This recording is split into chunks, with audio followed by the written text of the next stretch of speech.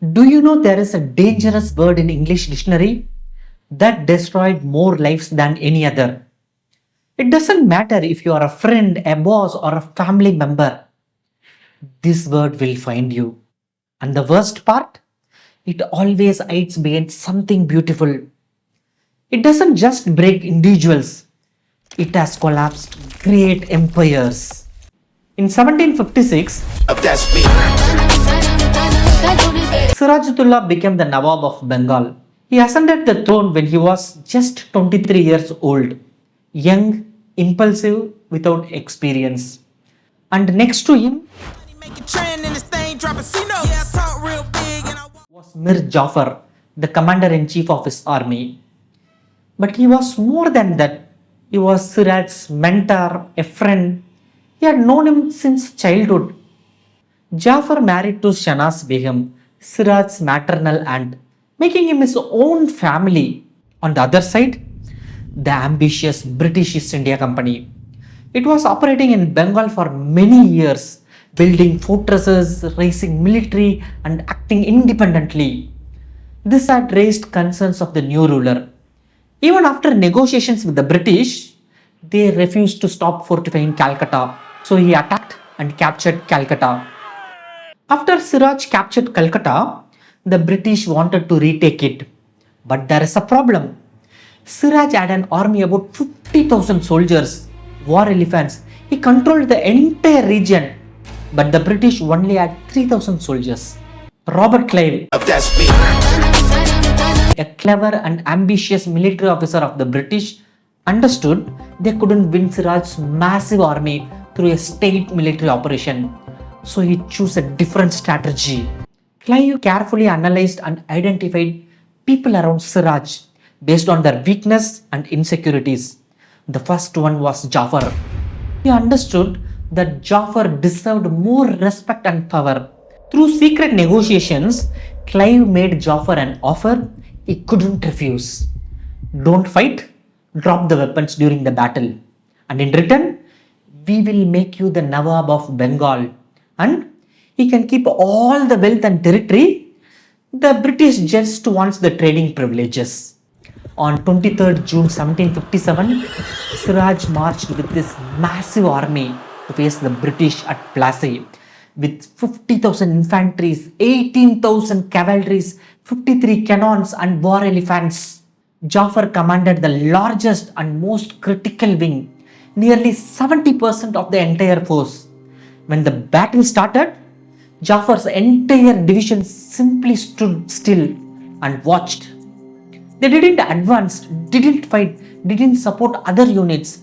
Without Jafar's force, Siraj's army was weakened.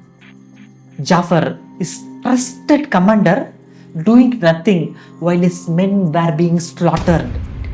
The psychological shock must have been devastating.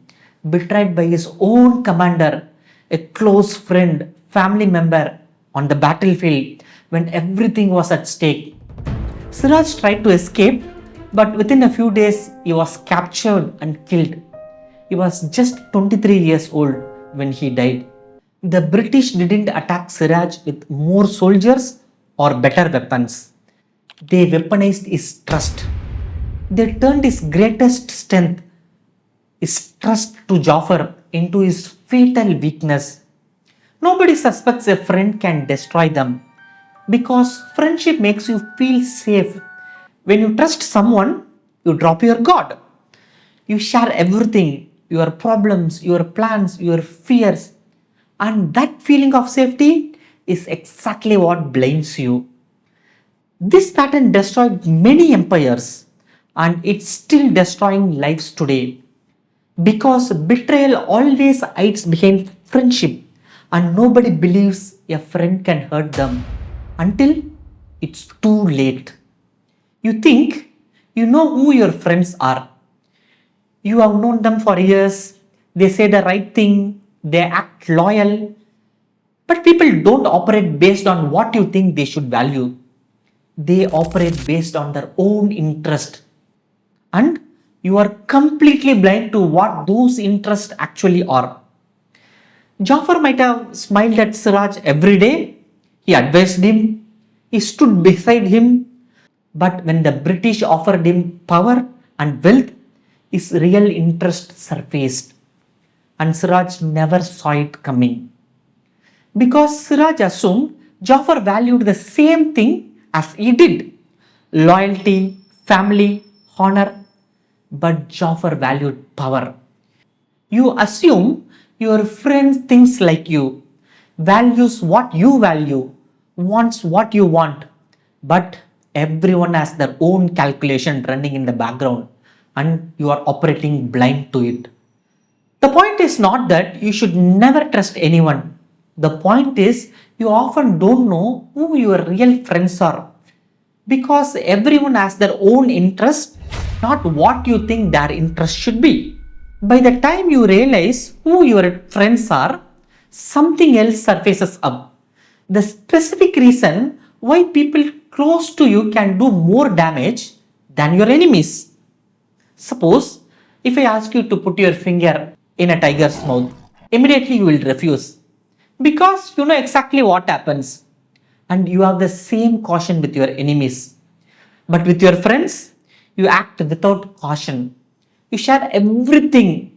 You trust completely. You drop all defenses because you believe they would never hurt you. That's exactly where they will eat you alive with ingratitude. Because you give them full access, your weakness, your plans, your fears, and they destroy you from the inside with information you voluntarily handed over. Jafar was close to Siraj. He knew everything, his strategies, his concerns, his plans. And Jafar, he sold all that to the British. It's natural to trust our friends because it gives us great relief to have someone we can rely on. Nobody believes a friend can betray, but one day the trust will kill you. Never forget, friendship and love blind every man to reality. Betrayal doesn't come from enemies, it comes from people you trust, just like Jafar and Siraj. But before betrayal, they use manipulation against you, and it doesn't look like an attack. It looks like concern, praise, and advice. Watch this next video where I will show you how to spot manipulation early before it drains your confidence and time. Thank you.